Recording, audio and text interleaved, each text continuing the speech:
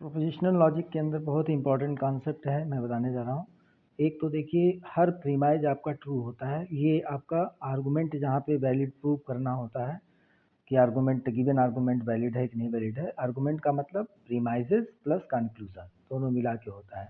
Premises हमेशा horizontal line के ऊपर लिखा रहता है और कंक्लूजन हमेशा हॉरिजॉन्टल लाइन के नीचे लिखा रहता है। और कभी कभी स्टेटमेंट टाइप के प्रॉब्लम भी दिए रहते हैं तो उसमें हॉरिजॉन्टल आपको खुद ही प्रीमाइज बनाना रहता है, खुद ही कंक्लूजन को जो है लॉजिकल फॉर्म में लिखना रहता है।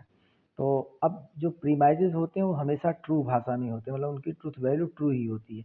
अगर मान लीजिए कहीं पे एक प्रीमाइज दिया है P एंड S और P इम्प्लाई Q दूसरा प्रीमाइज दिया है, यानी कि ये तो दोनों ट्रू ही हैं। अब आपको पता करना है ये क्यों ट्रू है कि नहीं है। हालांकि क्यों ट्रू है, लेकिन कैसे आप समझेंगे क्यों ट्रू है। तो देखिए, P and S rule of simplification use करेंगे। ये P एंड S तभी ट्रू होगा जब P इंडिविजुअली ट्रू होगा, S इंडिविजुअली ट्रू होगा। अब यहाँ पे हमें S का तो कोई काम है नहीं, P का काम है। तो P अगर ट्रू हुआ तो निश्चित है Q आपका ट्रू हो जाएगा।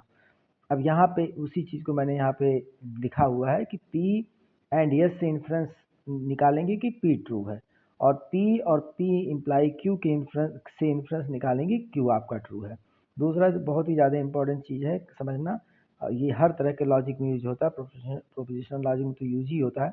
अगर कोई आपका स्टेटमेंट है आइदर P और Q, मतलब कुल मिला जुला के आइदर और आर में क्या डिफरेंस है।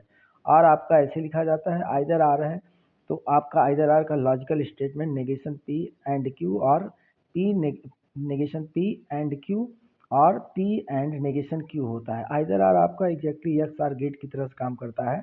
ये आपका यहाँ पे लिखा गया है, जो कि इस तरह से हो जाएगा। और इसका एग्जाम्पल है कि अगर Ram is a good boy एक स्टेटमेंट है, Ram has a blue eyes है।